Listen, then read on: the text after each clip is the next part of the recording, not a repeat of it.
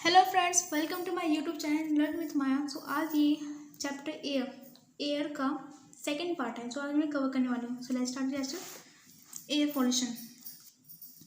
Air pollution means the presence of suspended particles and unwanted gases in such an amount that their presence is harmful to man and other living organism. So air pollution मतलब होता है suspended particles का और unwanted gases का presence होना, और इसका amount इतना होता है जिससे ये लोगों को या फिर लिविंग ऑर्गेनिज्म को हार्मफुल मतलब कि उसको नुकसान पहुंचा सकते हैं। ठीक है, ये था air pollution. Let us see how our daily life day to day activities can affect the air in our environment. Come we will try to understand this. So समझेंगे किस तरह से ये जो एयर पॉल्यूशन हमारी लाइफ को affect करते हैं। इसके लिए हम एक्टिविटीज़ परफॉर्म करेंगे, इससे हम समझेंगे किस तरह से हमारी लाइफ को ये अफेक्ट करता है। सो activity 4, material required white paper, oil और वेसलिन। हमें को वाइट पेपर लेना है, ऑयल लेना है और वेसलिन लेना है। ऑयल या फिर वेसलिन लेना है। अप्लाई ऑयल और Vaseline on the one side of the paper. Now leave this paper in an open air. Take care that the oil और Vaseline applied side is facing upward. After 10 minutes, compare this paper with the plain paper. Do you find any difference? Now you must have come to know about polluted your neighborhood is different. Different student at different places can do the same activity. So हमें इसके लिए oil या फिर Vaseline apply करना है एक plain paper के one side में, एक साइड में वेसलिन या फिर हमें ऑयल अप्लाई करना है। ठीक है, फिर उस एयर को, उस पेपर को ओपन, जिस तरफ हमने वैसलिन लगाई या फिर हमने ऑयल लगाया उसको हम खुले जगह पे छोड़ देंगे। ठीक है, 10 मिनट बाद हम ऑब्जर्व करेंगे उसमें क्या क्या डिफरेंस है। जो ओरिजिनल प्लेन पेपर है जो पहले था जिसमें हम वैसलिन अप्लाई नहीं किया जो घर के अंदर था मतलब, और दूसरा जो हमने रोड साइड या जहाँ भी हम हैं वहाँ उसके बाहर रखा था खुला, तो दोनों में आपको डिफरेंस मिलेगा। जो बाहर से जो हमने वैसे जो पेपर रखा था खुला उसमें आपको कुछ डिपोजिशन देखने मिलेगा। ये अगर असल में ये एयर पॉल्यूशन कारण होता है। सो डिफरेंट प्लेसेस में डिफरेंट ऑब्जर्वेशन देखने मिलेगा। आप फायर प्लेस में करोगे, क्रॉस रोड में करोगे, फैक्ट्रीज में करोगे, अपने घर के विंडो में करोगे, तो हर जगह आपको रिजल्ट डिफरेंट मिलेगा। अगर फैक्ट्रीज में अगर वो क्रॉस रोड करोगे तो वहाँ पॉल्यूशन बहुत ज़्यादा होता है, तो वहाँ पर आपको बहुत ज़्यादा डिपोजिशन देखने मिलेगा। भी डस्ट पार्टिकल या फिर सडन पार्टिकल का डिपोजिशन बहुत ज़्यादा देखने मिलेगा। सो आपको ऐसा इसको ऑब्जर्व करना है, ऐसा एक्टिविटी परफॉर्म करना है और इस प्लेसेस इस लोकेशन में और ऑब्जर्वेशन के बाद यहाँ पर लिखना है क्या क्या डिपोजिशन है।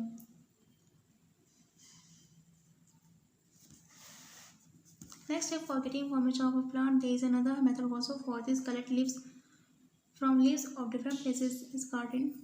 बस सेम यहाँ पर हमें गार्डन, हमें प्लांट की लीव्स लेने हैं, पत्ते डिफरेंट जगह, ये garden, road, school, industry base जहाँ भी है वहाँ के पत्ते इकट्ठे करने हैं। उस पत्ते इकट्ठे करने के बाद आपको उसमें डिफरेंस बताने हैं। उनमें पॉल्यूटेंट का जो डिपोजिशन होगा उसको ऑब्जर्व करना है, उससे थिकनेस कितने हैं, फिर यहाँ पर ऑब्जर्व करके यहाँ स्टेबल फिल करना है। आप सेम इसके लिए भी अप्लाई कर सकते हो। Pollutants can be of any variety. They can be solid or gaseous. Solid particles are also called suspended particles. So pollutants कई वैरायटी पाए जाते हैं। ठीक है, ये सॉलिड फॉर्म में भी हो सकते हैं, साथ में गैसेस भी हो सकते हैं। अब पॉल्यूटेंट मतलब होता है जो पॉल्यूशन काउज करते हैं उसको हम बोलते हैं पॉल्यूटेंट, राइट। ये सॉलिड फॉर्म में भी होता है और गैसेस के फॉर्म में भी होता है। सॉलिड पार्टिकल्स को हम सस्पेंडेड पार्टिकल भी कहते हैं। These particles are not only harmful to human being, but also make the environment misty or dim. ये सिर्फ लिविंग ऑर्गेनिज्म ह्यूमन के लिए हार्मफुल ही नहीं है सस्पेंडेड पार्टिकल, जबकि ये हमारे इन्वायरमेंट को ये पोल्यूटेड भी करते हैं। साथ में जो मिस्टी और डिम दिखाई देता है, धुंधला धुंधला, ये सब इसी कारण होता है। ठीक है, some main causes of pollution are as follows. तो इसके पॉल्यूशन के मेन कारण है व्हीकल्स और सेकेंड है इंडस्ट्रियलाइजेशन। व्हीकल्स में use of vehicles has increase day by day. Cars, buses, trucks, auto rickshaw run on petrol और diesel which are fuels often from biological reactions. because of the burning of these fuels or mostly due to the incomplete combustion of these fuels. Large amount of carbon monoxide, oxides of nitrogen, lead are liberated into the atmosphere. These gases seriously injure human health, vegetation and other objects. Along with the increase in number of vehicles in the cities, other causes such as the engine of vehicles, the technology used in the vehicles being new or old are also conclusive to increase or decrease the air pollution. So जो हम vehicle use करते हैं आज के date में तो हर जगह vehicle को यूज़ करना बढ़ते जा रहा है। व्हीकल्स के नंबर सब बढ़ते जा रहे हैं। हर किसी पर कोई car, buses, truck, auto rickshaw सब रोड में चल रहे हैं। चलना ठीक है मैम, लेकिन इसके चलाने के लिए हमें पेट्रोल और डीजल की ज़रूरत पड़ती है। कार, बसें, ट्रक चलाने के लिए हमें पेट्रोल या डीजल की ज़रूरत पड़ती है। असल में ये फ्यूल्स हैं जो हम बायोलॉजिकल रिसोर्स से मिलते हैं, ठीक है। मतलब समुद्र से पेट्रोल डीजल सब मिलता है, वैसे ये क्या फ्यूल्स हैं। क्योंकि ये जब बसेस हमें कार चलाने चाहते हैं तो इसमें जो हम फ्यूल्स यूज़ करते हैं, इस फ्यूल का बर्निंग होता है। ये फ्यूल जलता है, पूरी तरह जलता तो अच्छी बात है, लेकिन जब ये इनकम्प्लीट जलता है तो ये हार्मफुल गैसेस प्रोड्यूस करते हैं। जब इसका जब ये इनका कंप्लीट बर्निंग नहीं हो पाता है, मतलब कंप्लीटली नहीं जलते हैं, तो ये हार्मफुल गैस प्रोड्यूस करते हैं। जैसे कि कार्बन मोनोक्साइड बहुत खतरनाक है। हमें ब्लड में ही जाके ये हीमोग्लोबिन बाइंड कर जाता है, ऑक्सीजन की जगह ही मिल पाती है, हमें डेथ हो जाती है, ठीक, और चिपक जाते हैं हमारे ब्लड उसमें। तो हाँ, कार्बन मोनोक्साइड रिलीज करते हैं लार्ज अमाउंट में, साथ में नाइट्रोजन के ऑक्साइड प्रोड्यूस करते हैं, लेड रिलीज करते हैं एटमोसफियर में। और ये हमारे ह्यूमन के हेल्थ को, साथ वेजिटेशन को, बाकी ऑब्जेक्ट को, सारे लिविंग ऑर्गेनिज्म को सीरियसली इंजर करता है, बहुत ज़्यादा अफेक्ट करता है, बहुत ज़्यादा हार्म करता है हमारे। साथ साथ जैसे व्हीकल्स के नंबर बढ़ते जा रहे हैं सिटीज़ में और बाकी कंट्रीज़ में, तो वहाँ पर व्हीकल्स के लिए हम इंजन का यूज़ करते हैं, ठीक है। उस हम जिस टेक्नोलॉजी यूज़ कर रहे हैं व्हीकल बनाने के लिए, न्यू या फिर ओल्ड, इसका कंक्लूजन ये निकल रहा है कि एयर पॉल्यूशन डिक्रीज हो रही है, इंक्रीज हो रहा है, ठीक। फिर सेकंड है इंडस्ट्रियलाइजेशन मतलब कि the polluted solid particles coming out of the steel industry. मतलब कि आज के डेट में हर जगह किसी का इंडस्ट्रियलाइजेशन मतलब इंडस्ट्री, अभी जो ज़माना है इंडस्ट्री का ही है। मतलब आज के इस मॉडर्न एज में, मॉडर्न एरिया में इंडस्ट्री, हर जगह आपको इंडस्ट्री देखने मिलेगा। इंडस्ट्री बनते जा रहे हैं, cement industry, steel industry, fertilizer बनाने के लिए फर्टिलाइजर इंडस्ट्री हो गया, सीमेंट इंडस्ट्री के लिए सीमेंट फैक्ट्री हो गया, स्टील बनाने के लिए स्टील इंडस्ट्री बना, ठीक है, सब इंडस्ट्री बनी हुई है। लेकिन सीमेंट बनाने के लिए ये सबसे हार्मफुल गैसें निकलती है। इससे बहुत ही हार्मफुल गैसें निकलती है जो हमारे ह्यूमन हेल्थ को और भी लिविंग ऑर्गेनिज्म को अफेक्ट करती है, हार्म करती है, वेजिटेशन को हार्म करती है, बिल्डिंग्स को हार्म करती है। With increase in the build population and expanding industry, the need for more energy has increased. For this, many big project has been started. The increased use of coal in this energy station has increased air pollution. So ये सब इसके लिए मतलब कि जैसे population बढ़ते जा रही है, पॉपुलेशन हमारी जनसंख्या की वजह से बढ़ते जा रही है, एंड एक्सपेंडिंग इंडस्ट्री वैसे वैसे, और यहाँ पर इंडस्ट्री का अमाउंट भी बढ़ते जा रहा है हर जगह, ठीक है। नए इंडस्ट्री बनते जा रहे हैं, जिसके लिए हमें लार्ज अमाउंट में एनर्जी जरूरत पड़ती है। एनर्जी के लिए हम कोयले का यूज़ करते हैं, ठीक है, कोल का यूज़ करते हैं। इसके बहुत से बड़े बड़े प्रोजेक्ट बनाए गए हैं एनर्जी के लिए। तो हम इसमें कोयले का जो यूज़ है ये बढ़ते जा रहा है, और इस कोयले का जो यूज़ करते हैं तो CO2 सब गैस प्रोड्यूस करते हैं और भी हार्मफुल गैस प्रोड्यूस करते हैं, जो कि एयर में जाके एक्यूमुलेट जाते हैं और एयर पोल्यूशन को इंक्रीज करते हैं।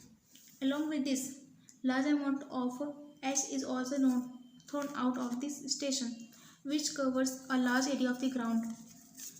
इसके साथ साथ लार्ज अमाउंट में ऐश मतलब कि राख इसमें किसी भी जलाने से जो बचता है वो कहलाता है ऐश.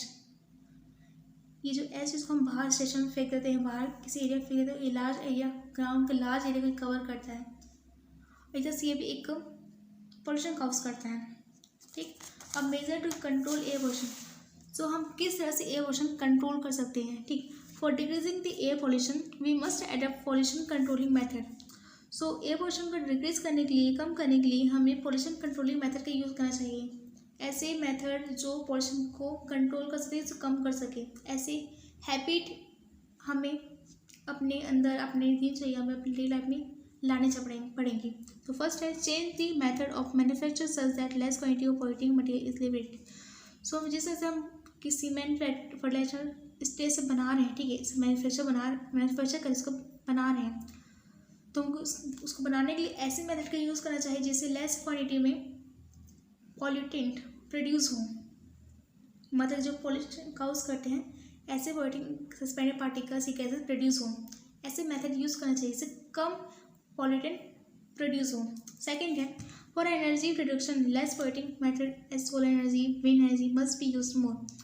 सो एनर्जी प्रोडक्शन के लिए यहाँ पर हम क्या कहते हैं, कोयले का यूज़ करते हैं। कोयले का यूज़ करके हमें ऐसे मेथड का यूज़ करना चाहिए जिसमें पॉल्यूशन कम हो, पॉल्यूशन का रेस कम हो। तो इसके लिए हम सोलर एनर्जी, विंड एनर्जी का यूज़ करना चाहिए। ज़्यादा से ज़्यादा सोलर एनर्जी, विंड एनर्जी का यूज़ करना चाहिए क्योंकि ये ज़्यादा पॉल्यूशन काउज नहीं करता है, ठीक है। साथ में व्हीकल्स को चेक करना चाहिए, और भी कुछ व्हीकल जो कंपनी बना रही है उसे कुछ ऐसे कुछ ऐड करना चाहिए जिससे इसमें जो अनवांटेड गैस है, मतलब हार्मफुल गैस जो रिलीज़ हो रहे हैं, ये कम्प्लीटली बंद होकर रिलीज़ हो और ये लेस हार्मफुल गैस बन के रिलीज़ हो। ऐसे कुछ मेथड, ऐसा कुछ सिस्टम, ऐसा कुछ करना चाहिए व्हीकल्स में, ठीक। साथ में फोर्थ है burning of dry leaves, twigs of trees, paper waste material must not be done in the open but disposed in an safe manner. हाँ, dry leaves, twigs of trees, जितने भी ब्रांचेस हैं पेड़ के, पेपर है, waste materials हैं, ये सबको हमें जलाने नहीं चाहिए क्योंकि जलाने से कार्बन डाइऑक्साइड रिलीज होता है, कार्बन मोनोऑक्साइड रिलीज होता है। इसको प्रॉपरली हम किसी अच्छे से मैनर में इसको डिस्पोज करना चाहिए। ड्राई लीव्स को जब और ट्रीज को हमें जैसे कि ये सबको हमें दफना देना चाहिए, बाद में खाद बनेगा, ठीक। एक अच्छा आइडिया है। सो ये सब जलाने का काम नहीं करना चाहिए। फिफ्थ है प्लांट, ज़्यादा से ज़्यादा हमें प्लांट लगाना चाहिए, ज़्यादा से ज़्यादा हमें पेड़ लगाना चाहिए क्योंकि प्लांट्स को कहा गया है लंग्स ऑफ नेचर, नेचर का लंग्स कहा गया है प्लांट्स को। प्लांट्स क्या करते हैं, हमारे एयर को प्यूरीफाई करते हैं, जितने भी कार्बन डाइऑक्साइड जहाँ कार्बन डाइऑक्साइड हैं उसको ये एब्जॉर्व कर लेते हैं, एक तरीके से हमारे एयर को ये प्यूरीफाई करते हैं। तो हमें ज़्यादा से ज़्यादा प्लांट लगाने चाहिए। साथ में जो फैक्ट्रीज़ और इंडस्ट्रीज़ की जो चिमनी है, फैक्ट्रीज इंडस्ट्री में चिमनी लगी हुई है जिससे एयर गैस प्रोड्यूस होता है। हमारे घरों में चिमनी होगा, जब खाना बनाते हैं तो बाहर की तरफ ये सारे गैसेस को बाहर फेंकता है, ठीक उसी तरह चिमनी इंडस्ट्री फैक्ट्रीज में भी चिमनीज पाई जाती हैं जो बाहर गैसेस, जो भी गैस बन रही है इसको बाहर फेंकती है। तो ये चिमनी के ऊपर इसकी हाइट ज़्यादा होना चाहिए, बहुत इसकी हाइट ज़्यादा होना चाहिए ताकि जो गैस है डायरेक्टली ऊपर जाके रिलीज हो, नीचे एक्यूमुलेट ना हो, लोअर लेवल में, लोअर रीजन पे इकट्ठे मत हो, ठीक। ऐसे चिमनीज को हमें हाइट करनी चाहिए, इसकी हाइट बढ़ा देनी चाहिए। और 7 adapt habit which encourage in controlling pollution, और हमें ऐसे हैबिट एडप्ट करनी चाहिए, अपने अंदर लानी चाहिए जिससे पोल्यूशन कंट्रोल में रहे, ठीक। और फिर 8th है हमें स्मोकिंग, जो भी इंसान स्मोक करते हैं उनकी बात चल रही है, उन्हें स्मोकिंग और स्मोकिंग की हैबिट को उन्हें हटा देनी चाहिए, अवॉइड करनी चाहिए, स्मोकिंग अवॉइड करनी चाहिए। और जो भी हम सेंट, परफ्यूम, एयर फ्रेशनर, जो भी कॉस्मेटिक स्प्रे यूज़ करते हैं उससे भी तो गैस प्रोड्यूस होती है, इसको भी अवॉइड करनी चाहिए, इसका यूज़ कम से कम करना चाहिए। और जो पेट्रोल और डीजल है इसका यूज़ हमारे नीड की ज़रूरतों के बेस पे करनी चाहिए, जितनी हमें ज़रूरत है उतना ही करना चाहिए, सावधानी से यूज़ करनी चाहिए, ठीक। फिर नेक्स्ट है हमारा smoke. Natural sources of air pollution are volcanic eruption, forest fire etcetera. So air pollution के नेचुरल सोर्सेज हैं जो एयर पोल्यूशन काउज करते हैं, वॉल्केनिक इरप्शन, एक तो वॉल्केनिक इरप्शन है, अब दूसरा है फॉरेस्ट फायर। हम फॉरेस्ट को जला दे रहे हैं, उससे कार्बन डाइऑक्साइड गैसेज हो रहा है, इससे तो गैसेज रिलीज हो रही है और एयर पोल्यूशन काउज कर रही है, ठीक। On the other hand smoke from the factories, thermal power station, automobile exhaust and burning woods are the sources of pollution produced due to human activities। इसके अलावा फैक्ट्रीज है, थर्मल पावर जहाँ पर energy बनती, बिजली बनती है, ऑटोमोबाइल जैसे कार ये सब बनती है, वहाँ पर बर्निंग, जब वुड को जलाते हैं, यहाँ से जहाँ भी फैक्ट्रीज यहाँ से स्मोक प्रोड्यूस होते हैं, ठीक, स्मोक प्रोड्यूस होते हैं। ये मेन सोर्स है पोल्यूशन काउज करने की। यहाँ से स्मोक प्रोड्यूस होता है और पोल्यूशन काउज करते हैं। जो ये सब ह्यूमन एक्टिविटीज के कारण ही हो रहा है, ठीक है, ये सब ह्यूमन करते हैं और इससे रिलीज हो रहा है पॉल्यूटेंट और ये पोल्यूशन काउज कर रहा है। Growing number of vehicles are continuously increasing the amount of pollutant like carbon monoxide, carbon dioxide, nitrogen oxide and smoke in the atmosphere. जैसे जैसे व्हीकल्स के नंबर बढ़ते जा रहे हैं वैसे वैसे पॉल्यूटेंट के अमाउंट भी बढ़ते जा रहे हैं, जैसे कि carbon monoxide, carbon dioxide, nitrogen oxide, smoke का जो अमाउंट है, गैसेस का अमाउंट ही बढ़ते जा रहा है हमारे एटमोसफियर और ये पोल्यूशन काउज कर रहा है। During the winter the oxides of nitrogen present in smoke mix with other air pollutants and fog to form thick layer which is known as a smoke, which can cause respiratory diseases such as asthma, cough. So winter के time, ठंड के time nitrogen के जो oxide होते हैं, nitrogen के oxide बाकी air pollutant के साथ मिक्स हो जाते हैं और फॉग के साथ मिक्स हो जाते हैं और थिक लेयर बनाते हैं, थिक लेयर बनाते हैं, उसको बोलते हैं स्मोक। ठंड के मौसम देखा होगा आपको हर जगह धुंधला, हर जगह देखने मिला होगा। ये स्मोक के कारण है। स्मोक के कारण लोगों को रेस्पिरेशन से रिलेटेड डिजीज होती है, जैसे कि अस्थमा, कफ होता है। नेक्स्ट हमारा green house effect. Usually earth absorb the sun rays falling on it and acquires the heat energy. So usually क्या करता है हमारा अर्थ, हमारे अर्थ पे जो भी सनलाइट पड़ती है इसको हमारी सनलाइट एब्जॉर्ब कर लेता है कुछ को, और कुछ को वापस रिफ्लेक्ट कर देता है। और उस लाइट को एब्जॉर्ब करने के बाद हमें जो एनर्जी चाहिए उससे हम एनर्जी ऑब्टेन करते हैं, ठीक। तो कुछ जो लाइट रिफ्लेक्ट कर जाते हैं उस लाइट में, उस रिफ्लेक्टेड रेज में इंफ्रारेड भी पाया था, इंफ्रारेड। सो उस इंफ्रारेड को हमारे जो एटमॉस्फेयर में गैसेस होते हैं, एटमॉस्फेयर में कुछ गैसेस होते हैं जो उस इंफ्रारेड को, गैस को एब्जॉर्ब कर लेते हैं और उस गैस को हमारे अर्थ के अंदर आने से रोकते हैं, उस गैसेस को हमारे अर्थ के अंदर आने से रोकते हैं, जिसके कारण जो अर्थ का सरफेस होता है ये हॉट होता है, गर्म होता है। तो carbon dioxide, carbon monoxide, methane, chlorofluorocarbon, ozone, ये सब गैसेस हैं जो कि इंफ्रारेड को एब्जॉर्ब करते हैं और हमारे अर्थ को गर्म रखते हैं। सो इसी गैसेस को हम ग्रीन हाउस गैसेस कहते हैं, क्योंकि ये इंफ्रारेड रेस को स्टॉप करते हैं, इसी को हम ग्रीन हाउस इफेक्ट कहते हैं। अगर ये गैसेस हमारे एटमॉस्फेयर नहीं होंगे, अगर हमारे एटमॉस्फेयर ये गैसेस नहीं होंगे सो जो अर्थ है ये ठंडा रहेगा।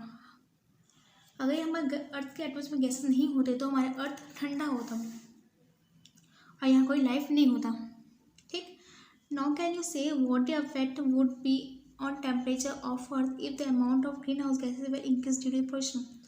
सो क्वेश्चन पूछा यहाँ पर बोला गया है हमारे टेम्परेचर अर्थ का क्या होगा अगर इस ग्रीन हाउस गैसेस का अमाउंट बढ़ जाएगा पोल्यूशन के कारण। अगर इस ग्रीन हाउस गैसेस का अमाउंट बढ़ गया, ठीक है, तो हमारे अर्थ का टेम्परेचर क्या होगा, जाहिर सी बात है ये हमारे अर्थ को हॉट रखते हैं। इसका अमाउंट बढ़ गया तो हमारा अर्थ और ज़्यादा हॉट हो जाएगा और ज़्यादा गर्म हो जाएगा।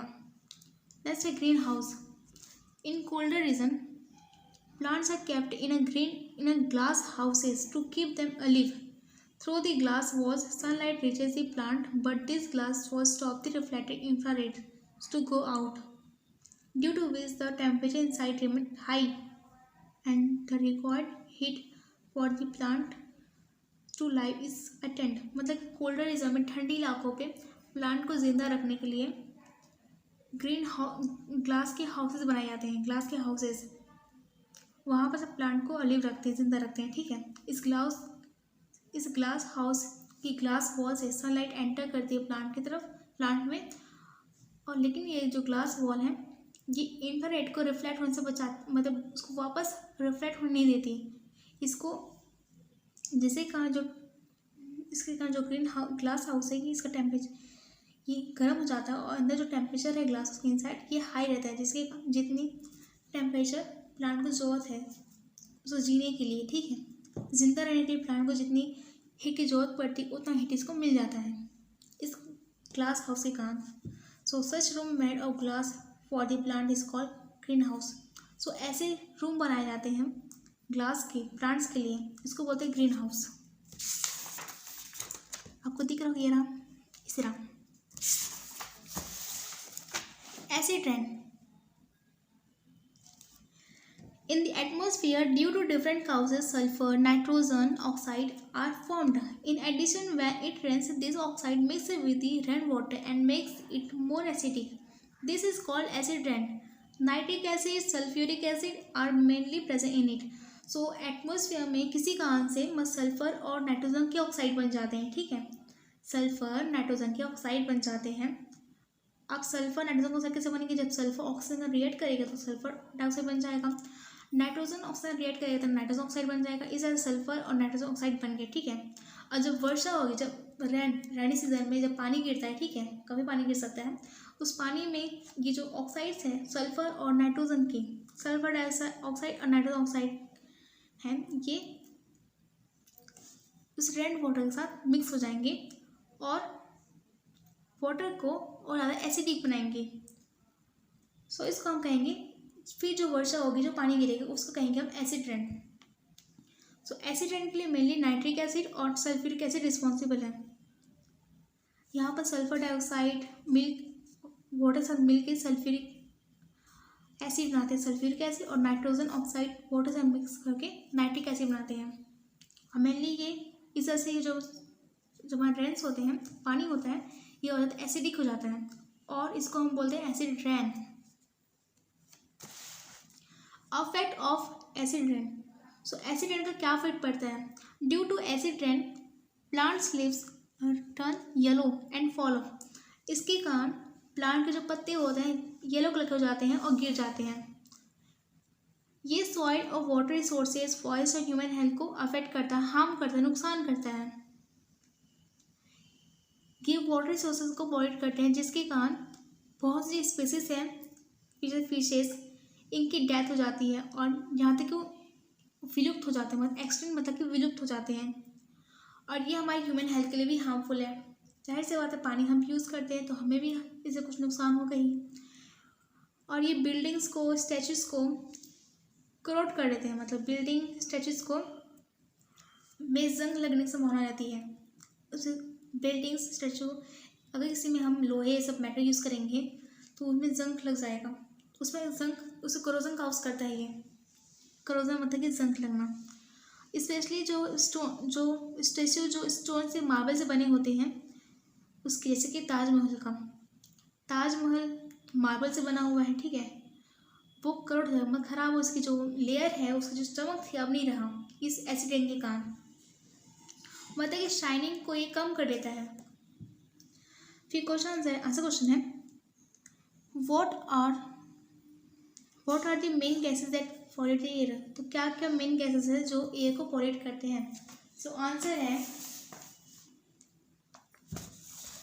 Carbon monoxide, carbon dioxide, sulphur dioxide, nitrogen oxide, lead, ये सब मेन गैसेस हैं जो कि एयर पोल्यूशन काउज करते हैं। सेकेंड है, what differences do you notice on the layers of deposits on the leaves of a neem tree on the roadside and the one planted away? What is the effect of this on the biological process of the plant? So आपने क्या notice किया? एक नीम का पत्ता जो road side है और दूसरा नीम का पत्ता जो उससे दूर है, उन दोनों के पत्ते में डिपोजिशन भी आपने क्या नोटिस किया? और इसका बायोलॉजिकल प्रोसेस पे क्या इफेक्ट पड़ता है, प्लांट के बायोलॉजिकल प्रोसेस पे क्या इफेक्ट पड़ता है? सो जो रोड साइड में व्हीकल ज़्यादा होते हैं, ज़्यादा पोल्यूशन होता है वहाँ पर, तो वहाँ जो डिपोजिशन की जो डिपोजिशन होगा, मतलब वहाँ पे जो नीम के पत्ते पे जो डिपोजिशन होगी उसकी लेयर ज़्यादा थिक होगी एज़ कम्पेयर टू जो नीम का प्लांट दूर है। तो रोड साइड के जो नीम का ट्री का लीफ है उसमें डिपोजिशन ज़्यादा होगी, सस्पेंडेड पड़े की डिपोजिशन ज़्यादा होगी। और दूसरे क्वेश्चन का आंसर है, ये प्लांट के मेटाबॉलिज्म को रिड्यूस कर देगा, कार्बन फिक्सेशन नहीं पाएगा, ठीक। आंसर है, by collecting leaves of neems from the road side and the trees planted away we can find more amount of deposit of unwanted substance on the surface of leaves. in the roadside trees. This is because of more vehicles that cause pollution. Second, it affects metabolism of leaves and net carbon fixation. दूसरा है ये plant के metabolism को affect करेगा क्योंकि lives में stomata होता है जिसके कारण ऑक्सीजन बाहर आता है, उधर से CO2 अंदर आता है। जिसके कारण प्लांट जो होते हैं, लिव्स होते हैं, ये अपना खाना बना पाते हैं, कार्बन को फिक्स करके, उस कार्बन फिक्सेशन करके अपना खाना बना पाते हैं। ऐसे नहीं हो पाता, ठीक इसी कारण। नेक्स्ट है name the gases responsible for the green house effect. So भाई कैसे होता है, गैसेज के नाम बताने हैं जो ग्रीन हाउस इफेक्ट काउज करते हैं। सो आंसर है carbon dioxide, carbon monoxide, methane, chlorofluorocarbon, ozone. These gases are responsible for green house effect. ये सारी गैसेस ग्रीन हाउस इफेक्ट करने के लिए रिस्पॉन्सिबल है, मतलब यही हमारे अर्थ को गर्म रखते हैं। Which are the gases mostly present in the acid rain? How do they affect our lives? So acid rain में मोस्टली कौन सी गैस पाए जाते हैं और कैसे हमारे लाइफ की अफेक्ट करते हैं? सो आंसर है mostly gases of sulphur and nitrogen oxide are present in acid rain. So mostly sulphur और नाइट्रोजन गैसेस के ऑक्साइड पाए जाते हैं एसिड रेन में। जहाँ एसिड रेन में वाटर सब के ऑक्साइड मिलकर सल्फ्यूरिक एसिड, नाइट्रिक एसिड बनाते हैं एसिड, और रेन को एसिडिक बनाता है, ज़्यादा एसिडिक बनाते हैं, इसलिए उस रेन को बोलते हैं acid rain. Affect of acid rain, it harm soil, water resources, forest and human health. Second, it crore building, statues specially of marble, made of stone marble, for example Taj Mahal of Agra. Due to it, plant leaves turn yellow and fall off. Next है, next हो गया। Next topic हमारा atmosphere pressure. You have seen the cycle tube when filled with air swell up. Why does it happen? Come let us do an activity to understand this. So आपने cycle की tube देखा होगा। Cycle की tube जब उसे हवा भरते हैं तो फूल जाता है। ऐसा क्यों होता है? असल में जब हम साइकिल में हवा भरते हैं तो इंसाइड उसका जो प्रेशर होता है बढ़ जाता है। वो प्रेशर उस ट्यूब के वॉल में प्रेशर एक्सर्ट करता है, प्रेशर लगाता है, इसके कारण जो ट्यूब है वो फूल जाता है। ये रीज़न है। असल में एटमॉस्फेयर प्रेशर होता है। और समझने के लिए एक्टिविटी 5 समझेंगे, एक्टिविटी 5 करेंगे।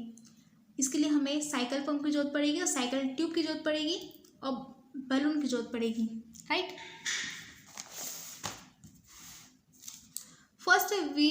First with the help of cycle pump, fill air in the cycle tube and the balloon. So सबसे पहले हमें साइकिल पंप की मदद से साइकिल ट्यूब को और बलून को फिल कर देना है। साइकिल ट्यूब और बलून में एयर फिल कर देना है। You will find that both tube and the balloon have swelled up. आप पाएंगे कि दोनों ट्यूब जो है, दोनों ट्यूब और बलून दोनों फूल जाएंगे। Why is it so? ऐसे क्यों होता है? क्वेश्चन पूछा गया है। The small particle present in the air collide with the walls of the balloon and the tube exerts more air. The tube exerts pressure on it. So small particle जो air present होता है ये balloon के wall या tube के wall में साथ collide कर टकराएगा और इससे प्रेशर जनरेट होगा और due to this pressure on the inner wall they swell up. और इसी प्रेशर का इनर में जो प्रेशर, इसी का प्रेशर डेवलप होगा, इसी प्रेशर का जो ट्यूब है और बलून है ये फूल जाएंगे। In this way more air enters and they also apply pressure. इसी तरह से और भी एयर एंटर करेंगे और प्रेशर अप्लाई करेंगे और अल्टीमेटली ट्यूब और बलून का साइज बढ़ जाएगा, मतलब वो फूल जाएंगे ultimately. In the same way the pressure applied by the atmosphere around us is called atmosphere pressure. वैसे ही हमारे आसपास एयर है, ठीक है, मतलब एटमॉस्फेरिक एयर है, वो भी हमारे बॉडी में हर जगह प्रेशर लगाता है। वो प्रेशर लगाता है atmosphere pressure. When we move high above the density of air changes and due to it the atmosphere pressure also changes. So जैसे जैसे हम ऊपर जाते जाएंगे, जैसे माउंटेन में ऊपर जाते जाएंगे, वैसे जैसे एयर की जो डेंसिटी होती है वो कम होती आती है, साथ मतलब चेंजेस, एक डेंसिटी चेंजेस होती जाती हैं। साथ में वैसे ही एटमॉस्फेयर प्रेशर भी चेंजेस देखने में वैसे ही एटमॉस्फेयर प्रेशर भी चेंज होते जाता है। As we go up in the air the density decreases and so does the atmosphere pressure. So जैसे जैसे हम ऊपर जाते हैं, जैसे कि माउंटेन में जब चढ़ाई करते हैं तो वहाँ पर जो एयर की डेंसिटी होती है ये कम होती जाती है, साथ साथ एटमॉस्फेरिक एयर प्रेशर भी कम होते जाता है। इससे बहुत से हमें परेशानियाँ भी होती है। इससे जब हम माउंटेन चढ़ाई करते हैं उससे पहले हमें वहाँ एक दिन के लिए कम से कम रहना पड़ता है, तब उसके बाद हम चढ़ाई करते हैं, ताकि उस इन्वायरमेंट का हमें आदत पड़ जाए। वहीं सीधा हम सीधा जाके हम पहाड़ों में चढ़ाई कर देंगे तो बहुत कुछ हमें झेलने पड़े, बहुत से प्रॉब्लम, बहुत से मल्टीपल चेंजेस आए देखने मिलेगा बॉडी के इनसाइड, जो हम तुरंत अडेप्ट नहीं कर पाएंगे। ठीक है, सो नेक्स्ट हमारा some affect of atmospheric pressure. Atmospheric pressure has much effect on our body. Have you ever wondered when the atmospheric pressure is high, why we have not shrunk to the atmospheric pressure?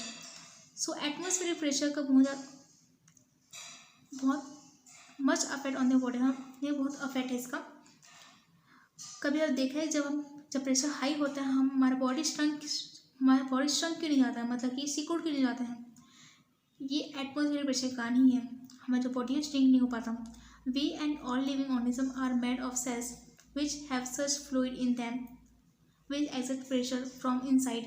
So हम जितने भी living organism हैं सब के सब cell से मिलकर बने होते हैं, और सेल के इनसाइड लिक्विड होता है साइटोप्लाज्मा, ठीक है, फ्लूइड होता है।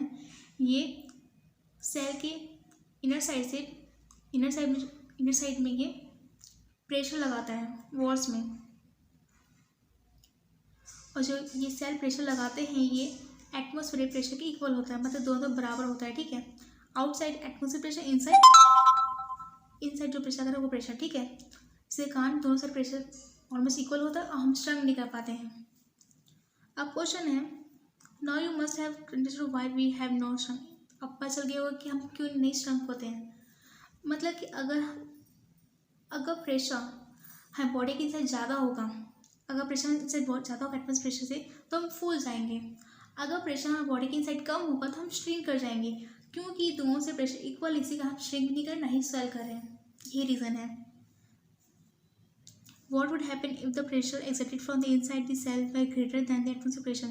यहाँ क्वेश्चन पूछा गया है, क्या होगा जब हमारे बॉडी के सेल के इनसाइड जो प्रेशर है ये एटमॉस्फेयर प्रेशर से ज़्यादा होगा। तो अभी इसका आंसर बताइए मैंने, कि जब सेल के इनसाइड जो प्रेशर है ये एटमॉस्फेयर प्रेशर से ज़्यादा हो तो यहाँ बॉडी फूल जाएगा। नेक्स्ट है, इसके लिए एक्टिविटीज करेंगे। Material required an empty bottle of a glucose, cork, 2 cupped glass tubes and balloon. इतनी मटेरियल में जरूरत है। First make holes in the cork and insert the glass tube as on the figure. पहले तो 2 bottle लेना है। अब इस बॉटल में कॉर्क फिट करना है, उस कॉर्क में होल कर देने हैं, छेद कर देना है, और उसमें ग्लास ट्यूब डालना है, उसमें इंसर्ट करना है, मतलब उसके अंदर ग्लास ट्यूब डालने हैं, और इसके लोअर एंड में हमें बलून डालना है, ठीक, जिसमें बताया गया है इस तरह। इसके 2 ट्यूब डालने हैं, 2 ट्यूब में एक एंड, फर्स्ट ट्यूब में हमें बलून रख देना है, ठीक। अब इस कॉर्क हमें टाइट कर देना है, टाइटली, सिर्फ हवा इस पाइप से ही जाए, ठीक है।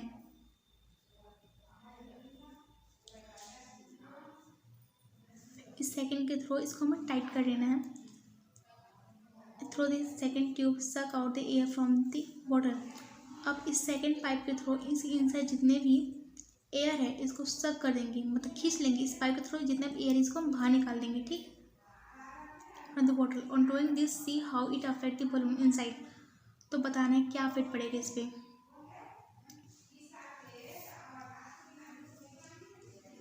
On doing this, see how it affects the balloon inside. You will find that the balloon slowly swell up. Sometimes it swell too much and burst. This is because of the decreasing pressure inside the water. In the same way, when we go high altitude, the atmospheric pressure decreases, due to which our blood vessels swell up or sometimes burst. वैसे ही ऐसा करने से जब इस bottle से पूरा air को हम इस ट्यूब की तरफ बाहर निकाल लेते हैं तो इसके अंदर जो प्रेशर है ये बढ़ जाएगा। इसका यहाँ प्रेशर जीरो हो गया समझो, यहाँ पर प्रेशर है अभी भी, मतलब कुछ जगह इससे ज़्यादा ही है ना, तो इस कारण ये जो बलून है फूल जा रहा है, इस कारण बलून फूल जा रहा है। तो इस एक्टिविटी करने से बलून जो है फूल जाता है। वैसे यहाँ बताया गया था क्या होगा, जो बॉडी के इनसाइड जो सेल के इनसाइड जो प्रेशर बढ़ जाएगा एक्टिव प्रेशर से, तो सेल वैसे ही फूल जाएगा, बस्ट हो जाएगा।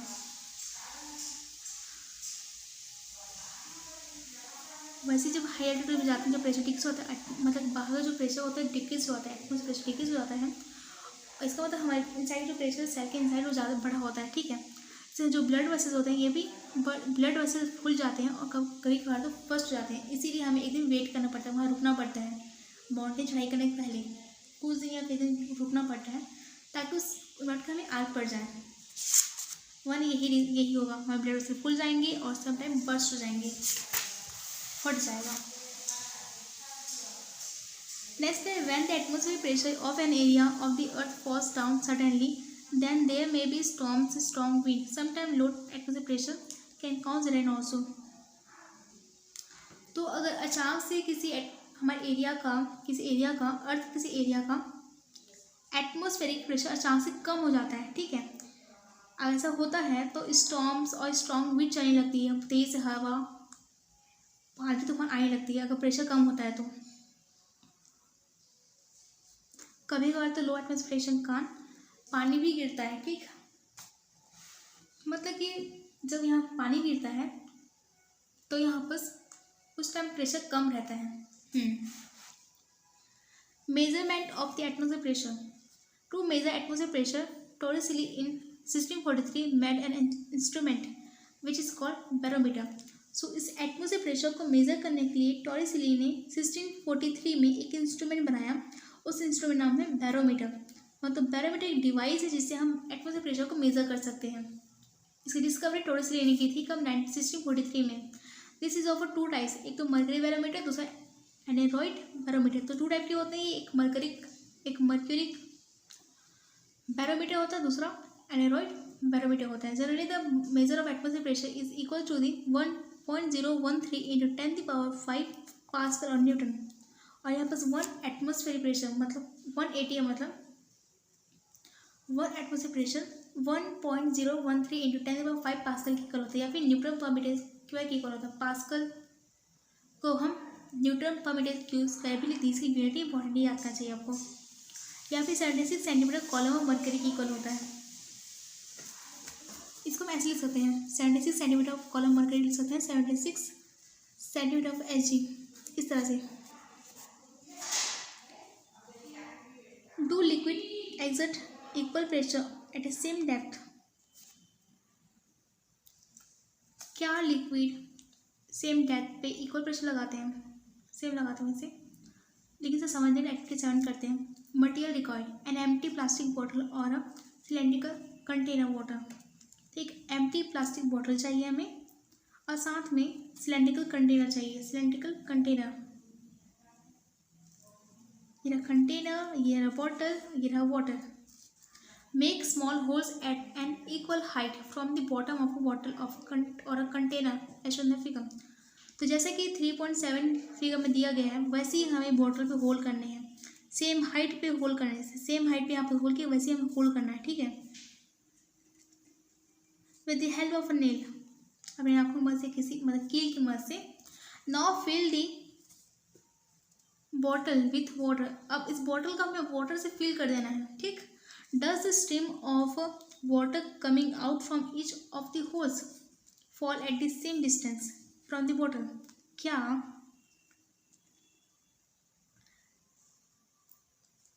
मतलब क्या सेम डिस्टेंस पे होल किया गया है, इस होल से क्या सेम वाटर का अमाउंट बाहर आ रहा है, ये बताना है। तो so this activity shows that liquid exert equal pressure on the walls of container at equal height of depth. मतलब कि ये एक्टिविटी ये बताता है, ऐसा करने में आप ऑब्जर्व करेंगे कि इक्वल अमाउंट ऑफ वाटर यहाँ से निकल रहे हैं, ठीक है। सो इस एक्टिविटी से करने से मतलब ये है कि जब हम जो लिक्विड होता है इक्वल प्रेशर एक्सर्ट करता है। कंटेनर के वॉल पे इक्वल प्रेशर लगा रहे हैं at equal height and equal depth.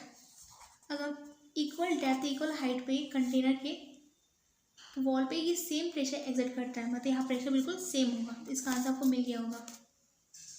Now the answer this, what do you understand by atmosphere pressure? आप एटमॉस्फेयर प्रेशर से क्या समझते हैं? आंसर है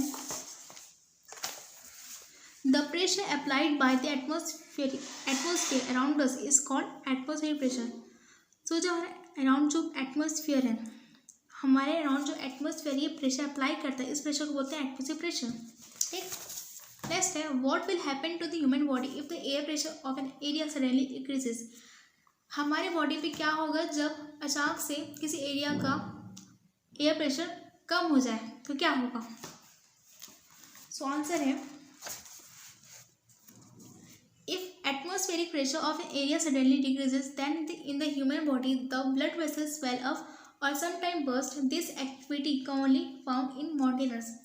सो अगर एटमॉस्फेयर प्रेशर किसी एरिया का सडनली कम हो जाए तो हमें ह्यूमन बॉडी के इंसाइड जो ब्लड वेसल्स हैं ये फूल जाएंगे, साथ में कभी कभार तो बर्स्ट हो जाते हैं। और ऐसा एक्टिविटी ऐसा माउंटेनर्स में देखने को मिलता है, क्योंकि जब माउंटेन जब ट्राई करते हैं तो ऊपर की तरफ जो डेंसिटी होती है गैसेस की वो कम होती है, वहाँ प्रेशर जो होता है वो कम होता है, इसीलिए। सो इसका थर्ड पार्ट हम नेक्स्ट लेसन करेंगे। तो सब तब तक के लिए बाय बाय फ्रेंड्स।